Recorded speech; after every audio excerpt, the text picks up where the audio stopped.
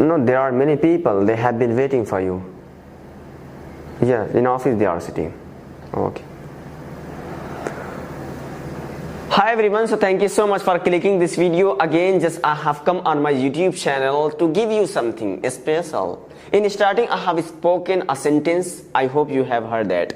By the way, तो मैं आपको पहले स्वागत कर दूं अपने 24वें दिन में. हमारा 23 दिन कंप्लीट हो चुका है एंड जबरदस्त तरीके से आपने वीडियोस को सब देखा है. बट अगर आप ये वीडियो फर्स्ट टाइम देख रहे हैं तो जाइए प्लेलिस्ट में जबरदस्त तरीके से सारे वीडियोस को देखें और जबरदस्त तरीके से अपने आप को, अपनी इंग्लिश को इंप्रूव करें, अपने आप को भी सुधारें, इंग्लिश में एडवांस बने. अभी लेकिन पहले जीरो वाला, अभी देख रहे हैं यहाँ पे बिल्कुल जीरो चल रहा है, तो पहले जीरो वाला बढ़ाएं, जीरो वाला मजबूत करें, then we will go for the advance. By the way, तो मैं आपको लेकर चलता हूं अपने मेन क्लास में, क्योंकि बहुत जबरदस्त तरीके के मैंने एक यूज ले आया है और उसी से सिमिलर मैंने एक सेंटेंस भी बोला है, अभी मैं आपको बताऊंगा. तो चलते हैं पहले समझ. हाँ, ऑलराइट. तो आज जो हमारा चर्चा है, आज की जो हमारी वीडियो है, किस पे है? Use of their. इसको भाई हल्के में नहीं लेना है.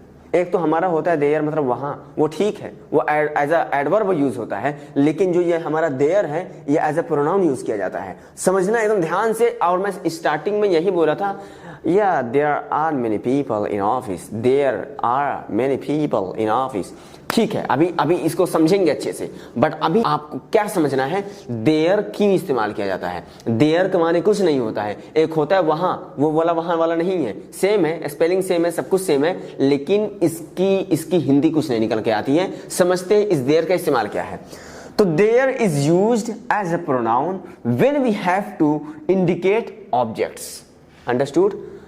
ये जो देयर हमारा है एज ए प्रोनाउन यूज किया जाता है, एक सब्जेक्ट की जगह यूज किया जाता है जब हमें एक ऑब्जेक्ट को इंडिकेट करना होता है. अगर मैं अपनी भाषा में, अपनी लैंग्वेज में, अपनी वर्डिंग्स में आपको मैं अगर समझाना चाहूं, तो अगर आपको एक ऑब्जेक्ट की उपस्थिति, एक ऑब्जेक्ट की अवेलेबिलिटी, एक ऑब्जेक्ट की मौजूदगी को शो करना हो, बताना हो, दिखाना हो, उसके लिए हमारा देयर का इस्तेमाल किया जाता है. Understood. Now we also have to see the structures and we also have to see many examples.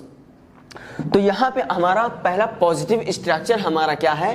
Positive structure of there. यहां पे बहुत बहुत बहुत छोटा सा हमारा स्ट्रक्चर है, बट बहुत ध्यान से समझना है. यहां पे क्या है? There is are object.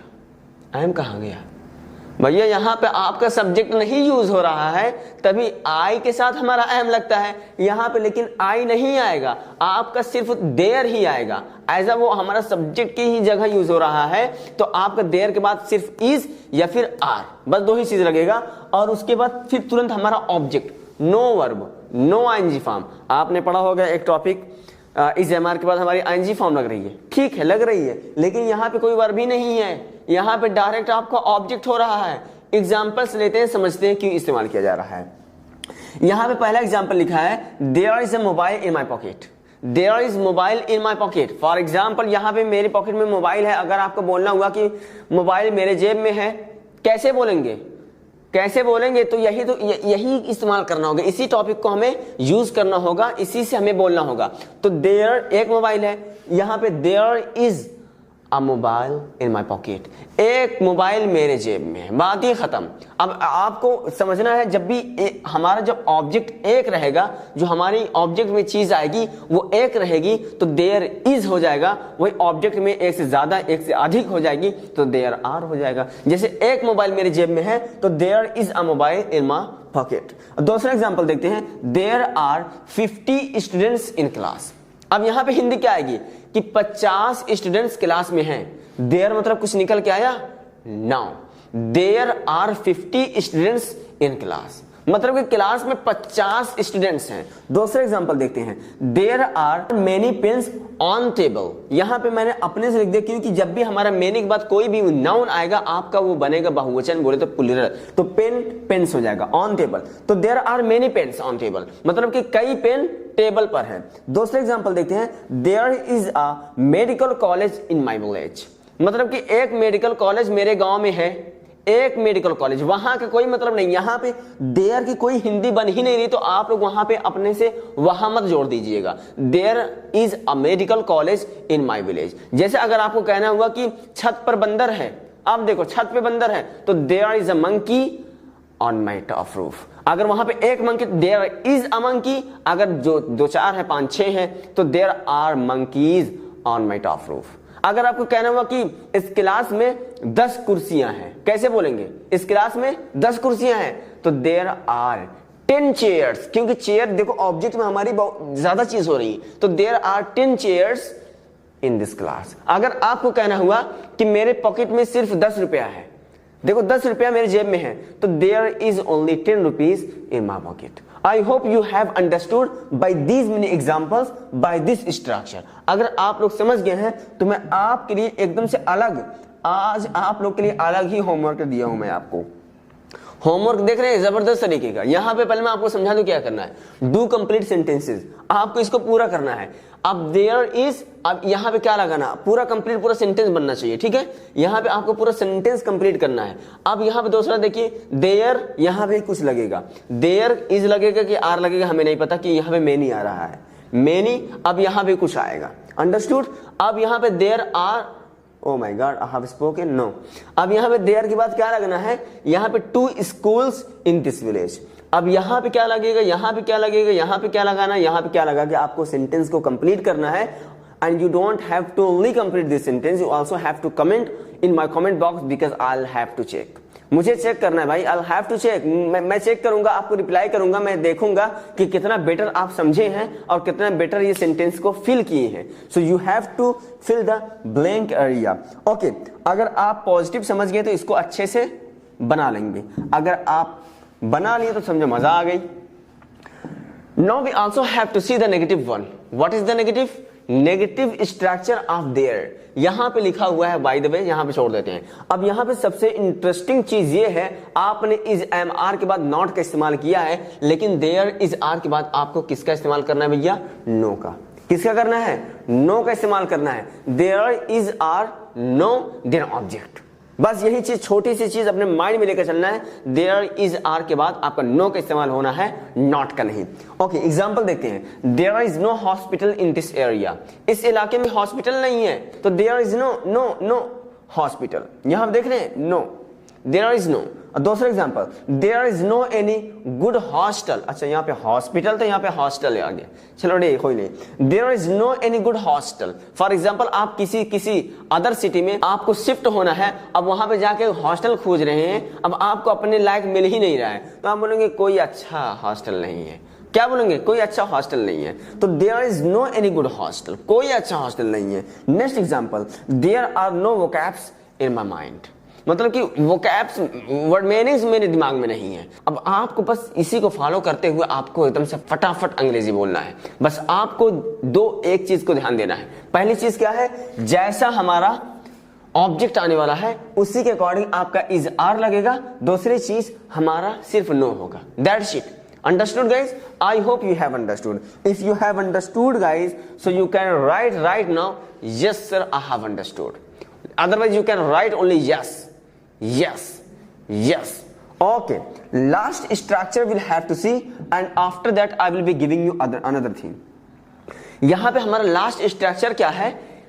Interrogative. I don't need to explain what is the interrogative. Already you know, and because I have taught you, I have made you understand what is the interrogative. तो यहाँ पे भी हमारा interrogative बनना है भैया।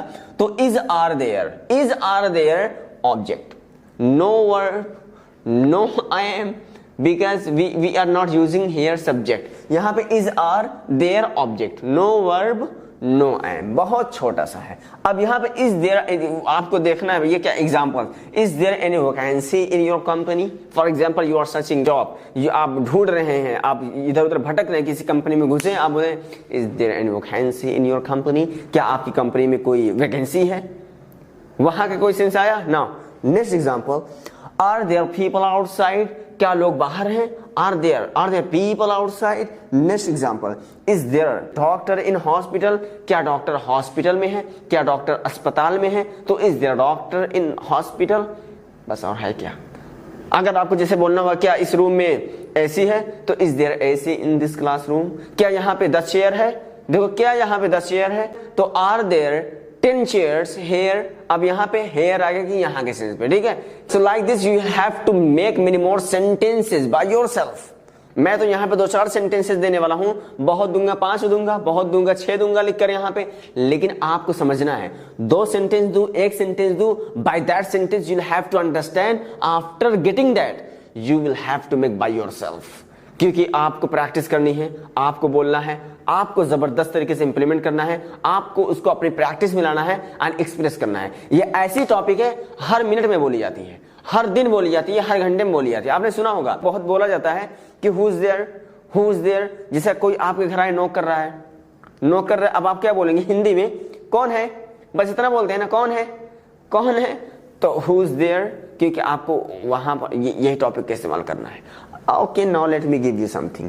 If you have understood, so if you have understood completely, so now this is your turn.